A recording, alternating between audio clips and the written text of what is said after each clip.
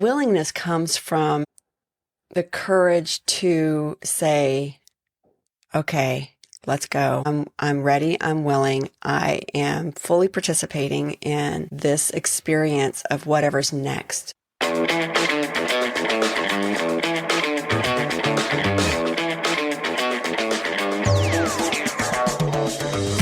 Hello there, it's me, Steve Meller, and welcome in to Growth Ready, the podcast that allows high performers to reveal the reality behind what it means to ready yourself for growth, the personal and professional challenges along the growth journey, while also allowing the high performance executive coach in me to satisfy his curiosity toward what drives optimal performance.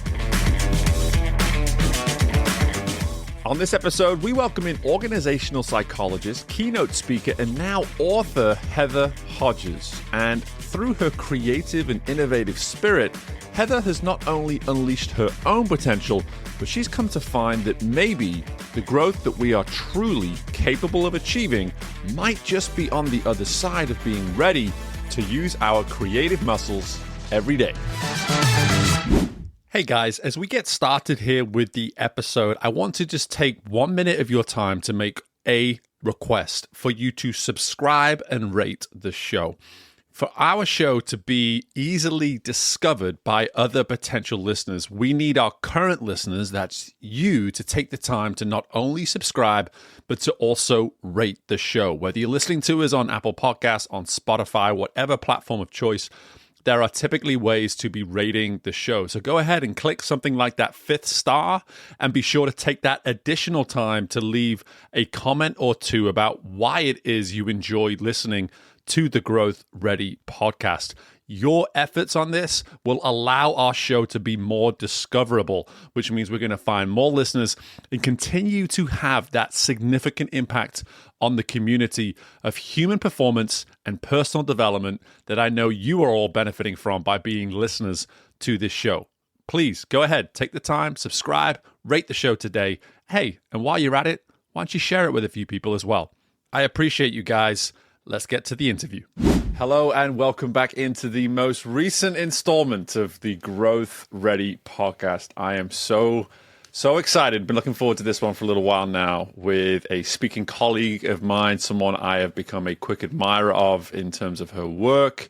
And I'm so excited to be welcoming Heather Hodges to the Growth Ready podcast. But Heather, before we learn all the reasons as to why I'm so excited for you to be here, I need you to answer the question that everybody answers on this show. What does it mean to you to be growth ready? Well, Steve, first of all, thank you for the invitation to be on your podcast. And I am a quick admirer of yours as well. So thank you for this and setting up this conversation. I've been looking forward to it as well. So your question, my friend, is brilliant and it can go anywhere. What does it mean to me to be growth ready? It means being willing and being willing to fail. Because in failure, that's when we grow. I think we learn more when we get it wrong than when we get it right. And if you're not willing to fail, you'll never do anything extraordinary.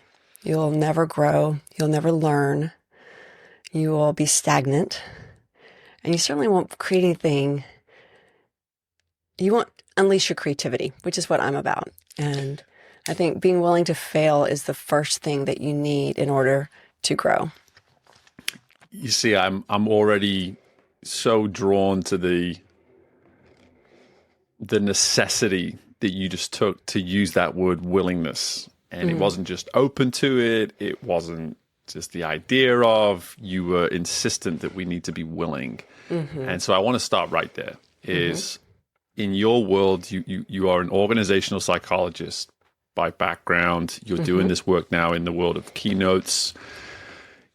You're looking at through this lens of creativity in a variety of ways as well. And we're going to get to all of that stuff. But when you look at the work that you do and the work you have done, what's the difference between a willing person and, let's say, somebody who just simply hasn't established a willingness just yet?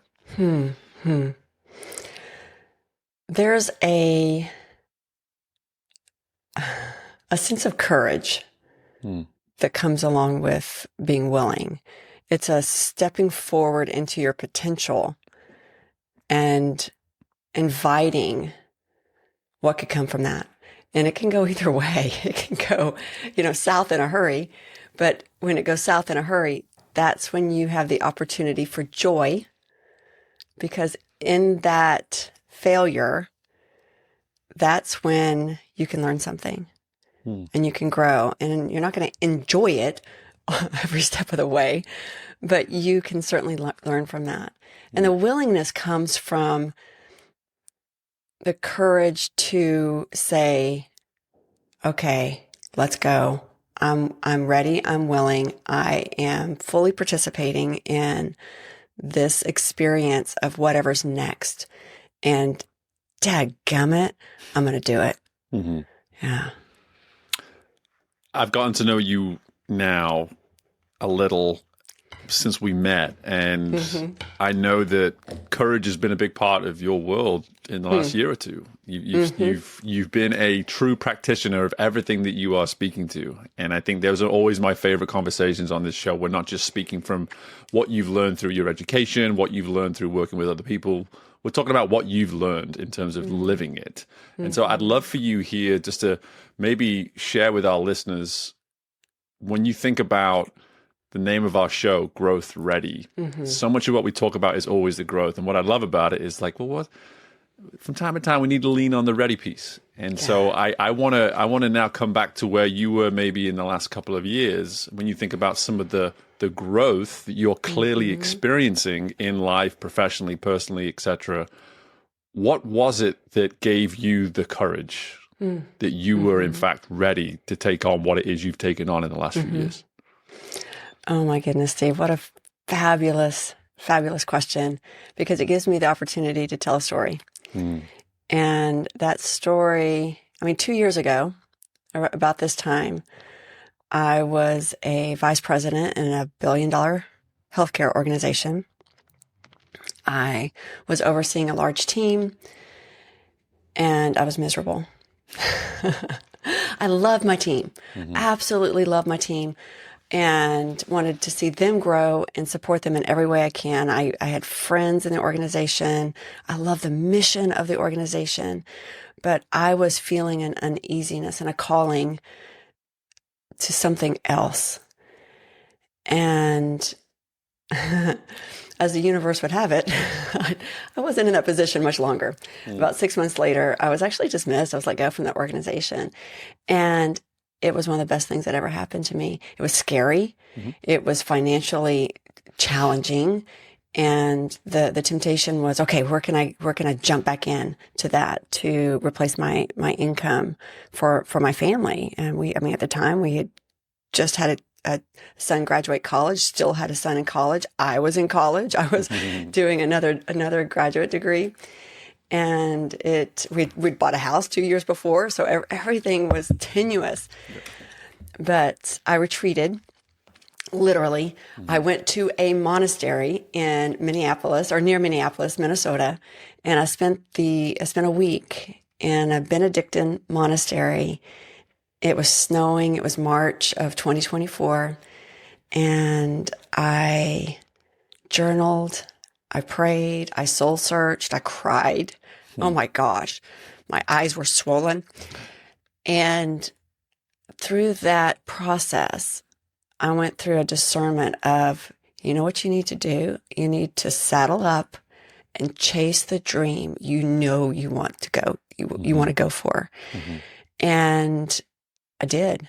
Instead of getting back into another position in corporate America, I knew I had something else to give to the world. And I followed that calling and launched my company and launched my consulting and keynote speaking career on Eclipse Day. I don't know where you were. You're in Louisiana, so you might have gotten a little bit of we were in Dallas, we were in totality. Yeah. And so on April 8th, 2024, that's the day I launched my company, and I haven't looked back. It has just been an extraordinary ride, but that took a lot of courage and a lot of willingness to step out and step into potential that I believed was there, but I wasn't quite sure how I was going to do it. Yeah. Yeah. And here we are. I love the people I get to work with, the organizations I get to consult with, the audiences I get to speak to. And it has just been a transformative, just my growth arc is, I'm like, okay, I'm buckled up because I don't know where we're going. Right. Like, this is a lot. Right. And I'm so glad you even mentioned that at the end too. It's just like all of that work. And I'm so thankful you could tell that story and let people in terms of, just the magnitude of the decisions you were making, all the different influences that were undoubtedly at play throughout that time. But for you then to say, like, even with all that work and with this excitement and this momentum that you're feeling in a variety of ways, you've got a book coming out, which we're going to talk about as well. Like, it's all happening. Still with that, there's still no guarantee. There's still no certainty. There's still this sort of feeling of like, who knows where this will go.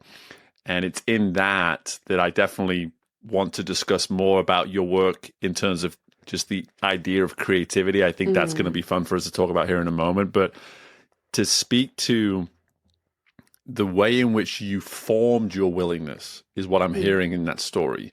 It wasn't as though you just fell asleep one day in one job and woke up the next day and decided this is what I'm now doing. That was a great deal of work that you just explained to us through that story. That was commitments to remove yourself from your day-to-day life, from those that you are typically surrounded by at home, in work, whatever it may be, to then go away to put yourself almost in a state of solitude and say, like, okay, let's go, Heather. Like, what do you want? What do you really want? Why do you want it? And to ask these kind of questions and to sit in that and to sit in those emotions. Like, I got a little goosebumpy while you were sharing some of those, moments there where you're emotional in these thoughts and you're thinking about life, because I've been there myself. And so for our listeners now to sort of really now go back to that word that you answered that initial question with around willingness. Talk to us a little bit about how you consider just the weight of that work that you had to put in to really create the clarity of willingness that you're able to now approach what you're doing today. It wasn't, you're right. It wasn't easy. It was, I keep coming back to the word courage, but it's a stepping into a potential, a life, a world that you have no idea where it's going. And I'm thinking about some of your listeners who may have experienced this before, and just you're at this crossroads of, okay, I can't go back. That door has been shut. Maybe it was your decision or it was their decision. And that makes it challenging. And you can decide to willingly step forward, or you can stay put. But that's stepping into the potential. It reminds me of the Jonah Complex. Are you familiar with that? No, I don't think so. Okay.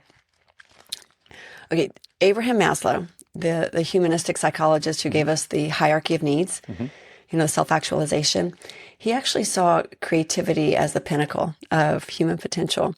But he also warned us about the fear of our own greatness. And he just knew how easy it was to shrink back and hide from our potential. And he described and called this phenomenon the Jonah Complex. And of course, it's named after the prophet Jonah in the Bible, who was, tried to hide from God. And in the story, God tells Jonah to go and preach to these enemies of the people of Israel, the Ninevites. But Jonah doesn't want to go because he knows if he goes, he's going to be successful and God's going to have mercy on them. And he doesn't want that. And so he tries to run away from God. And Abraham Maslow described and defined the Jonah Complex as this fear of success, the fear of stepping into your full potential. And so, my Jonah moment was there in the abbey, the monastery where I had retreated to. But it was that turning around of saying, okay, no, I'm willing and I'm ready to step into this and step into my full potential, because going back is not an option. And it was like swimming through Jello at the time, that corporate world. And I'm not willing to do that again, but I am willing to step into something else. And that willingness to go, okay, I'm going to be brave enough to figure out what's next. And here we go. Yeah, I'm going to be doing some reading about the Jonah Complex, mainly because so much of the work I'm doing now and what I speak on too, I always lean on prospect theory and risk aversion theory, and a lot of that is, and clearly you've got some familiarity with it, but for those that don't, our minds can't separate the difference between risk and failure. Like we see risk as the same as failure. So like a simple loss, a simple disappointment, a simple rejection, whatever it is, we see that as a risk in our minds. And we would choose to stay still rather than actually experience the failure, experience the loss of whatever it is we're committed to. And I used to see it in sport all the time, athletes who would set the bar lower so they wouldn't fail. And it's just like, hey, I had a successful year. I hit all my goals. But what if you'd really set your goals? What if you put your goals in such a position that it demanded that only the best version of yourself will do throughout the entire year? Yeah. And athletes would run away from that, surprisingly. Like, you'd think an athlete would run towards that, but it's the 1% of the 100% of athletes that separate themselves, that have that willingness to say the bar will be so high, it will demand so much of me that I have to lean into it fully. I have to embrace it fully. I have to be willing to do whatever it is I have to do to make the success come to fruition. And so much of what you're speaking to here, this idea that we can genuinely fear our own greatness, but the work, and this is what I'm getting from your story, it's like, when we choose not to fear it, or just simply accept the fact that we still fear it, but we have the courage to face that fear, that's when the work begins. And just the gravity of that work is really endless. As much as you did that work, obviously, a year and a half ago to set this ball rolling, I have to assume that work, for you at least, because I can certainly speak from my own experience, it really never ends, right? No, that's exactly right. And you have to be willing every day to step into that potential. And, we talk about failure. Okay, fact check me on this one. The definition of failure in the English dictionary, it's 3 words: lack of success. Lack of success.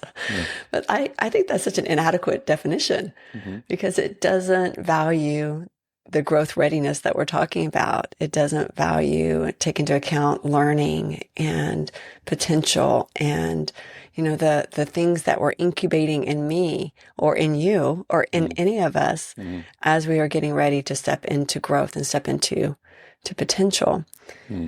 So that is, I'm thinking about how the courage and the willingness plays out almost daily with me. Certainly every time I step on stage. Yeah. So as a keynote speaker, I'm also an artist, and I paint on stage, and I speed paint on stage. And I'm not that great of an artist, but you know what I am, Steve? I'm that's something we need to fact check later. Carry on.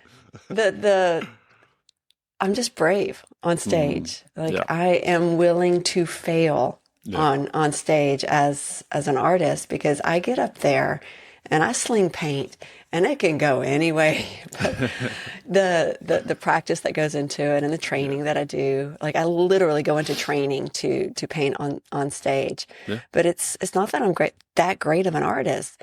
I just have the willingness to fail so that I can do something for my audience that will ignite creativity and ignite their imagination and help them believe in their own potential. And that's what I'm about. Yeah.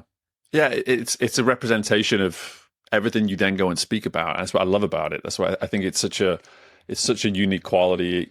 I've met probably now hundreds of speakers in the few years that I've now committed to professional speaking myself, and there are a handful, quite honestly, that I know it's like there would be a difference by watching what they do on video versus actually going to experience it. I think you very much fall into that handful of I would want to experience what it's like to watch you do your thing in your keynote, because I think it's a distinguishable quality that I can't imagine any audience is not captivated by when you're doing it. But to now lean into the creativity piece here, what you're illustrating quite literally through illustration at the beginning of those speeches is, here's what it can look like to be creative. Not only can you captivate people, not only can it be amazing to someone who maybe can't do so much as a stick figure when left to their own devices, but it's also a representation of where creativity can go on the other side. Like you could mess up. It could be the wrong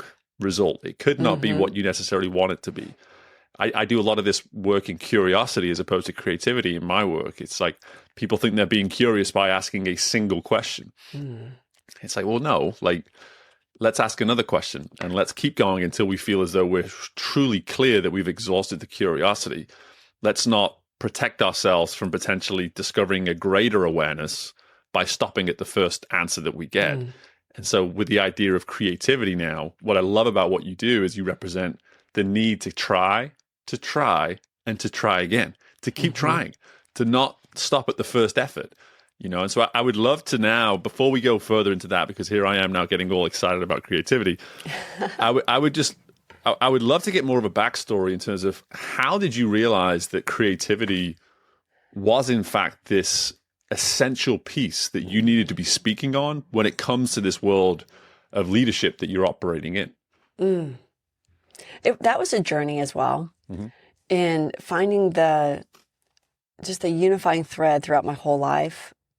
It's creativity, and there was, and I think a lot of people only associate creativity with art, and I just happen to also be an artist. But we are all creative in some way. I mean, the definition of creativity itself is just the production of novel and useful ideas that can lead to innovation, which is the implementation of those ideas.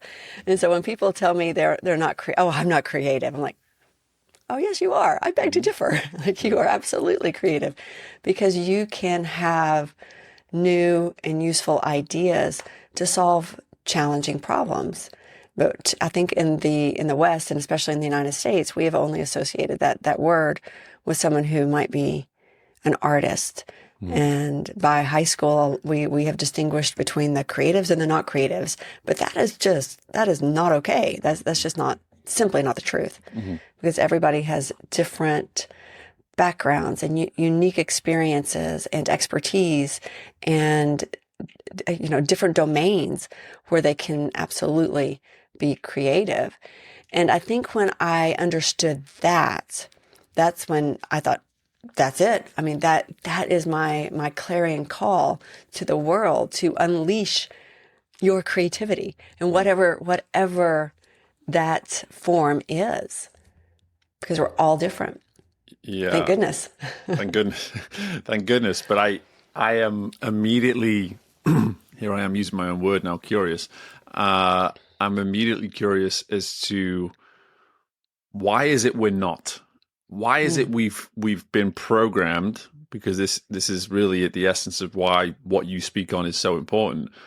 Why is it we've been programmed, therefore, in whatever corporate space or whatever organization we're operating in, to not lean on creativity? There's a simple answer to that. School. So there was a study done. It was actually started in 1968. And it was launched by NASA, of all places. So this study, that NASA wanted to know the creative potential of its rocket scientists, like literal rocket scientists, and its engineers. And so it brought in a team of researchers to create this specialized test that would assess the creative potential of their people. It was like all new recruits, and the test was hugely successful, and it actually left the researchers with some more questions, like, where does creativity come from? And are some people born with it, or is it learned? And so what they did was they gave that test to 1,600 preschoolers who were between 3 and 5 years old. And what they found shocked them. out of those 1,600 preschoolers, what percentage do you think fell in the creative genius category? I mean, hazard a guess. The preschoolers? Yeah, 3 and 5 years old. It's got to be high. I'd have to assume it's high. 85, 90, maybe. Keep going. Yeah. Yeah, 98% fell in the creative genius category. And now keep in mind, this was not a typical, paper and pencil test that has right and wrong answers. It assessed their ability to come up with new and unique solutions to solve problems. Mm-hmm. And the researchers were as shocked as we are. And so they decided to make it into a longitudinal test. And they gave that same test to those same preschoolers or those same children, again, 5 years later when they were 10 years old. And the figure had dropped to 30%. Oh, my gosh. And when they did it again when they were 15, it had dropped to 12%. Wow. And what we're finding is, and from their research, we discovered that it's the difference between convergent and divergent thinking. Children are divergent thinkers. They come up with all kinds of different solutions to solve problems. They have, a dozen ideas by breakfast. But when we get to school, we're taught how to produce the single correct answer to get it right. We are taught and trained how to be convergent thinkers. And that's the difference between, a child's creativity and adults' creativity. We're afraid to get it wrong. We've got to get it right because it's been ingrained in us since kindergarten. Yeah. It's fascinating because here I was using my word of curiosity, but the two go very much hand in hand in terms of this same issue. Again, we're recording this at 8 a.m. on a Thursday, and my son asked 7 why questions before I'd even thought about what I was going to do with my day. It's just like that. That is true curiosity. That is endless desire to learn. And then to your point about being right, it's like now we're too scared to ask one question because we don't want to look like we don't know what's going on. Right. And the same sense of creativity. I think where my mind immediately goes, and I think about the work that I do today, is just how we've literally created walls in our minds of just like we want to maybe even we see the need and the reason to maybe even go into a creative space, but our minds simply don't have the muscle. They don't have the ability to sort of get there on their own without maybe a consistent reminder or some processes that come with how we get there. And I'm just curious, even as I speak this through, in the work that you're doing, how do you help people maybe just kind of get through that initial wall of lack thereof when it comes to creativity? Mm-hmm. So one of the things I do with my work, and I do this in my keynotes, everybody in the audience gets a box of crayons. So crayons, talk about more research. You're asking a researcher about all these questions. I know. I knew what I was getting into today. Okay. Yeah, you signed up for this, Steve. So there's a study that shows that the smell, it has to be Crayola crayons. It can't be Rose Art or any of the other brands. It has to be Crayola crayons. It actually increases creativity in the adult brain because it triggers emotional nostalgia back to a childlike way of thinking. And so everybody in my audience gets a box of crayons. And then I give them a worksheet, and we are going to ideate and use our divergent thinking in that keynote. And it's amazing to see what happens. And people start just unleashing creativity in the moment and learning how to use their divergent thinking again. I'm not asking them to critique. I'm asking them to brainstorm ideas. Mm-hmm. And it's amazing to see what happens. I was with a group the room was full of CEOs. Mm-hmm. So these are all executives, all C-suite executives with a box of crayons. They're smelling the crayons, they're playing with the crayons, and they are working on their worksheet. And I even saw people starting to take notes in crayon the rest of the day. Love it. And they were, their creativity was in overdrive at that moment. But we've got to learn how to use our divergent thinking more and to train our creativity, because that's something that we also know that it's, yes, we have creativity at birth, but we could also lose it or train it. And so I think that is something that we absolutely need to do right now, is to train our own divergent thinking. And with the rise of AI and ChatGPT, I think a lot of people, their brains are starting to atrophy. Yeah. And we need to turn that off some and get back to our own divergent thinking. And don't let AI think for us. We have to train our own ideation and our own creativity.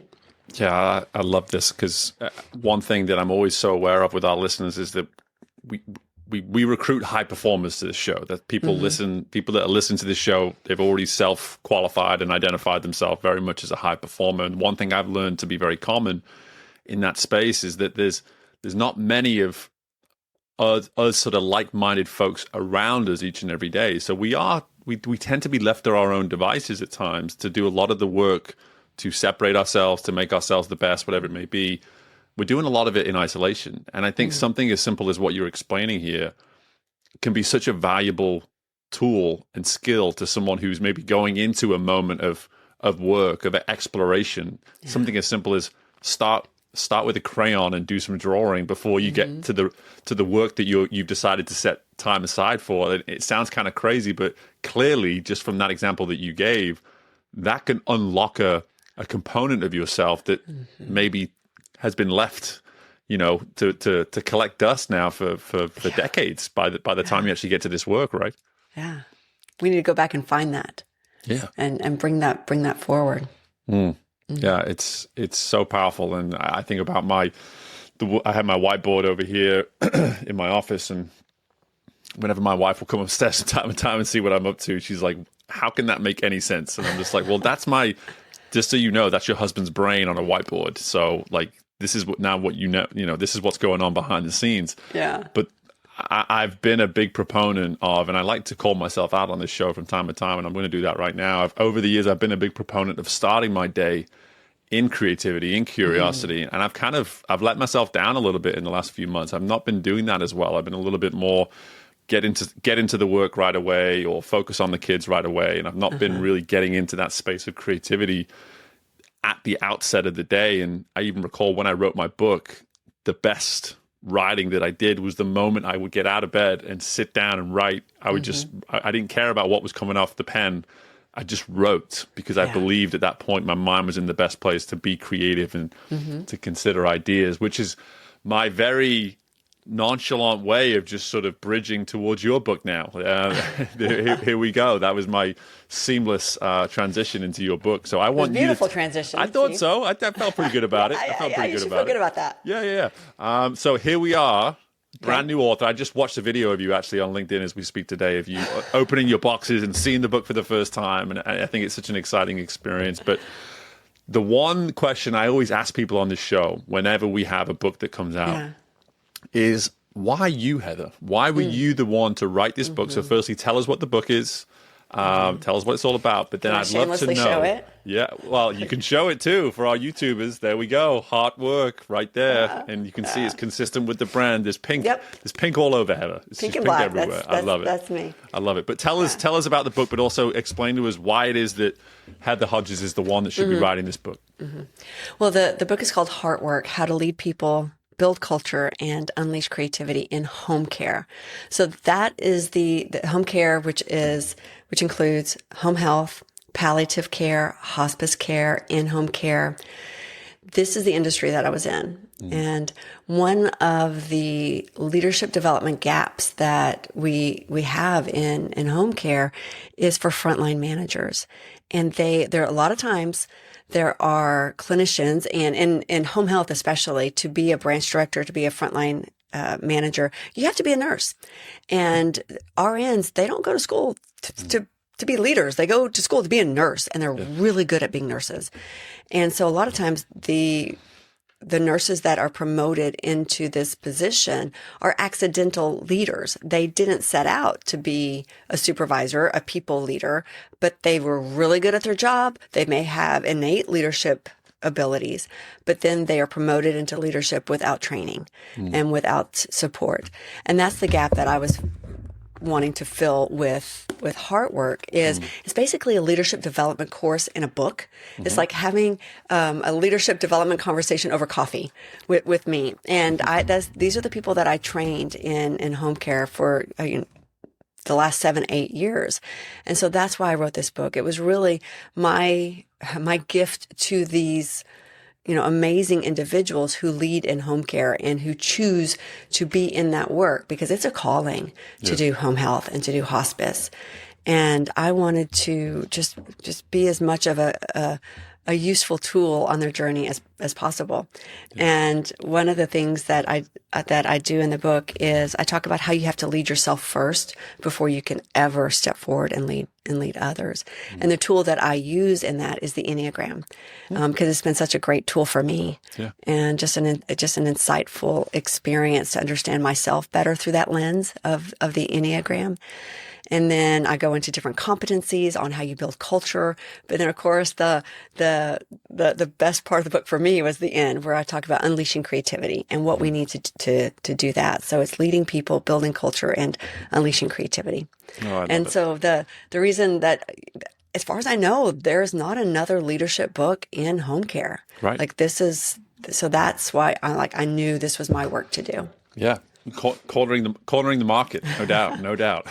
But I think what's so wonderful about the reason behind the book is the ability for you to lean on your experience and see the need. And I think all too often, I would argue, myself included with this, is that we can write a book and there's a wonderful idea around it, and you hope that it's well received, and you believe it's going to have an impact. But when you're able to actually then identify, well, no, there is this very specific demographic that I've seen firsthand. They need this book. They need this book because for whatever reason, what we're going to cover here is not covered in their educational process. It's not. They don't get equipped with this because they may not have realized it when they were becoming a nurse, but they weren't signing up for being a leader at the same time. They just thought, hey, I'm getting qualified to do this.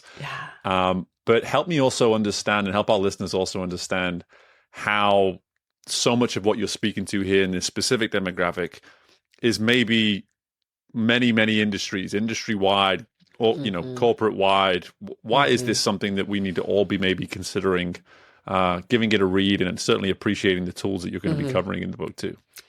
Well, I've had non-home care people read it already, healthcare widely. So it would certainly speak to anybody who is already a leader in whatever industry that they're in, or someone who's thinking of becoming, or just recently promoted into a leadership role, and they have that, oh my gosh, now I am responsible for their work as well as my work. That gut reaction. I had a teacher get it yesterday, and have just hearing of how it is being useful.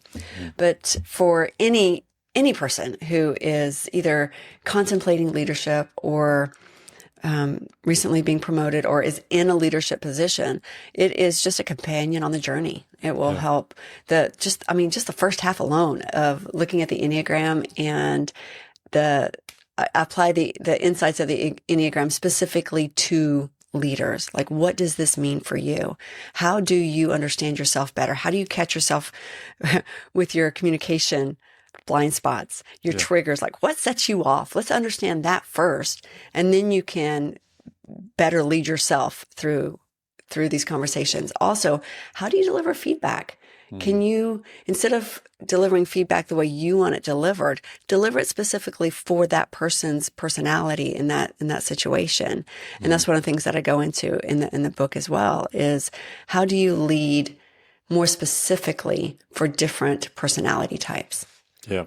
Well, I am looking forward to reading it myself, mainly because there's a number of things that you just shared there that I am dealing with in my work all the time, and I can always stand to level up my understanding of certain practices and tools. But the self-awareness piece, the self-leadership piece, I think is something that we touch on that within the show from time to time. And in a way, if you listen to this show, you're always being challenged to look at yourself through a different lens. But for you personally now, as opposed to these leaders that you're potentially working with, how have you practiced greater sense of self-awareness? You can use this Enneagram, you can do some of this initial work, but when you think about maybe some more daily practices, what does that practice of self-awareness, of self-leadership look like for you on a day-to-day basis? My instinct almost in every situation, Steve, is to act. Like, what do I need to do? Yeah. And so my practice of leading myself is to slow myself down and to ask myself one question. And then it leads to another question and to another question. But the question I ask myself probably 12 times a day is, what am I missing? What am I missing? There's another angle. There's another perspective. There's more data. There's more information. What am I missing? Yeah. Because that alone will slow me down. And instead of just jumping in with both feet, it helps me just assess. And to use your word, and it's also one of my values, is curiosity. Like just being curious about the moment, the situation, the person that I'm talking to, the organization I'm working with. Like, what am I missing here? Like there's something else. There's a blind spot that I'm not aware of yet. And my intent and my leadership practice is to find my blind spots and discover that before I do take action. So it can be more strategic. Yeah. Yeah, I'm such a proponent of simplicity on this podcast in terms of processes that we can use and ways that we can go about things. And something that I'm hearing in how you responded to that is for you just to have this almost one question that acts as your anchor any given day, to be able to just say, hey, what am I missing? What am I missing? And this is a question that works for me. And all that matters is it works for me. This is not a question that everybody on the show who's listening to the show doesn't have to start asking themselves the same question, but the work that you've done has helped you come to a question that serves you, that does for you what you need to be done for you. And I think that in itself is such a valuable practice. Like you've started on this path of curiosity to begin with, and it's landed you to this notion of, okay, for Heather to slow down, it starts as simple as just, what am I missing? And that gives me enough of an intentionality then in that moment to say, hey, stop, pause, think, consider, and then go before I just simply go to what is natural to me, which is just jump straight to the go. And we're not too different when it comes to that. Really? You have that same instinct? I certainly do. Yeah, I think it's certainly an entrepreneurism, right? It's certainly, certainly a creative too. Like for me, I'm very squirrel-like in that regard too. It's like I get the idea and whoosh, just straight to it. Here I go. And that's definitely gotten me in trouble at times over the years. Same. And so, and everybody has different questions they need to ask them based on their personality. Yeah. Because we all lead with different instincts, whether it's like our instinct to jump into action. Some people their instinct is to feel very deeply and just to experience that. Other people is just to think. And so somebody's instinct, which is overthinking, that the question they need to ask themselves is, what do I need to do? Like, what is the next action I need to take instead of what am I missing, or, different questions. So we have to find out what fits each of us. Yeah. Yeah. It's, again, that word work comes to mind. We got to go do the work. And this ain't easy, Steve. It ain't easy. No, but that's the beauty when you come on this show, is that everyone that's listening has already pretty much accepted that they're willing to do the work. So that's always a fun part. But from time to time, I like to ask a question around, what the future holds, because for you right now, with all this, there's so much new in your world, right? In the last year and a half, like I can definitely see that consistent theme. Lots of firsts, things like that. And so for you now, when you look at the last 18 months, as you've established the business and you've gotten to where you are now, what do you foresee as growth for Heather now moving forwards? What does growth ideally or potentially look like for you when you look now into this never-ending future? Yeah. Well, I'll talk about that on two different fronts. First, just personally. Yeah. My growth, and then also for my company. Yeah. But personally, it's being willing every day to step up and to fail, and to learn from that failure and just do a little bit better the next day. To use our mutual friend Jake Thompson's phrase, compete every day. I'm going to compete every day with me. Yeah. And that's because I'm my fiercest competitor. Yep. And how am I going to be willing to grow today? And what am I going to be willing to do better and not be satisfied and not be stagnant, and to keep moving forward and seeing where this journey takes me? I mean, Steve, I delivered my first keynote outside of an organization. I used to be a keynote speaker in my organization. I was a speaker coach. I trained a lot of people. I gave a lot of classes and workshops, but outside, October 15th of 2024. So I haven't even really been a keynote speaker for a year yet. So like, I want to figure out what can I do? Who needs my help? How can I grow as a speaker, as a speed painter on stage? So that's something that I want to explore even more. But for my company, right now it's, I'm a solopreneur. My son works with me. He is our videographer. He's my podcast producer. He also travels with me when I keynote, when it's within driving distance. He'll travel with me and help produce the show. Yeah, love that. And because there's a lot of moving parts when I show up as your keynoter, because we've got easels and we've got canvases and we've got tarps that we lay down to protect the stage, and we want to make sure everything is just a fabulous experience. We got crayons to distribute onto the table. There's a lot, but it's an experience. And so with the company, I want him to grow. I want me to grow. Eventually, bring on somebody who can help keep us organized, but just be able to expand and reach as many people as possible with this message of you are creative and stepping into your full potential. And how are you going to unleash your creativity in whatever realm that is? And usually I'm speaking to leaders. And so how do you use your creativity to unleash the creativity of those whom you lead? Yeah.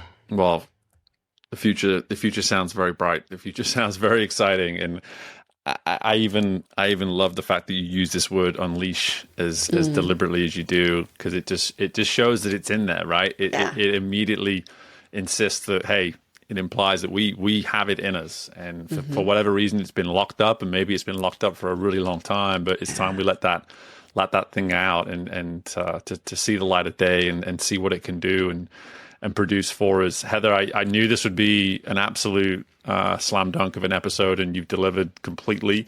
I want to make sure that anyone that wants to learn more about you, who wants to access the book, I'm sure you're still getting used to that idea of just like, hey, I'm an author now, and I have to pitch my book when I go on things and stuff like that. But it takes time. You get used to it after a while. Okay.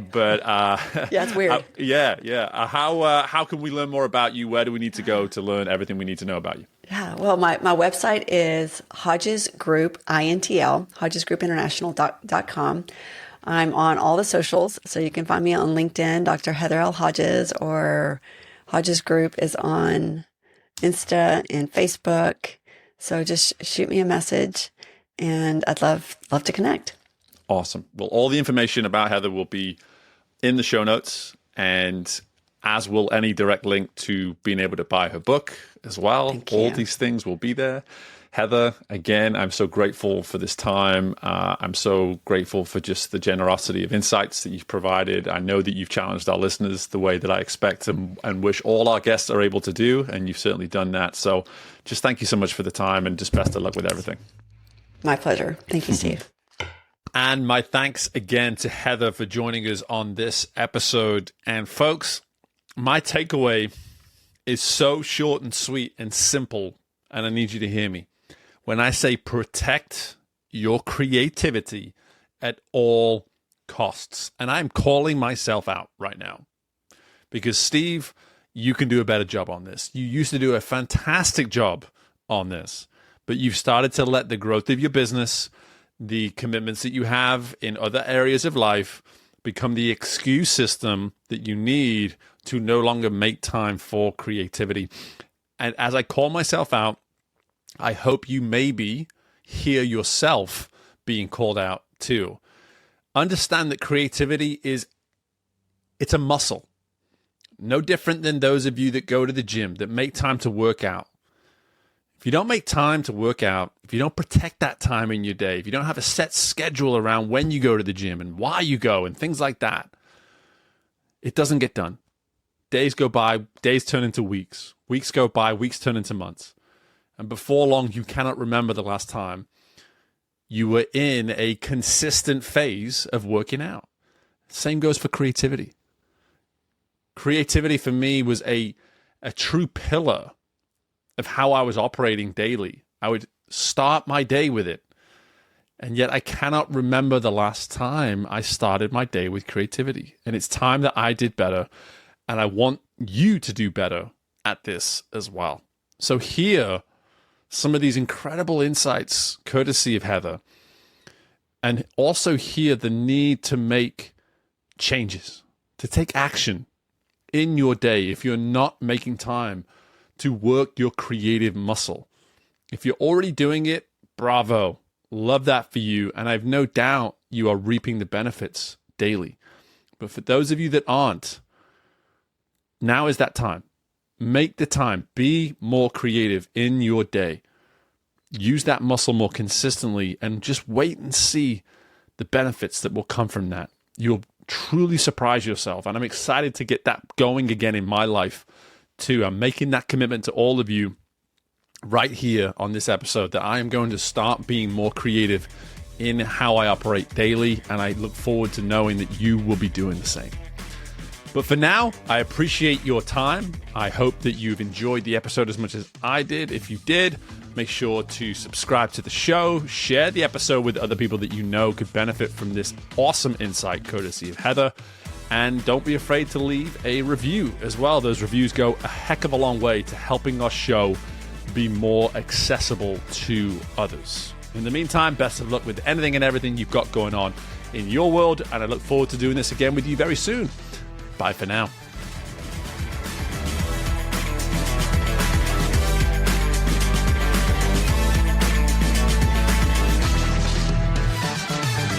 Thank you for tuning in to Growth Ready. If you liked what you heard and are feeling ready to grow, be sure to leave a 5-star rating, subscribe to the show, and share the episode with someone you know is ready to fuel their growth journey today. We love our community, so don't hesitate to reach out to us at podcast@growthready.com. And until next time, we are Growth Ready, and you will be too.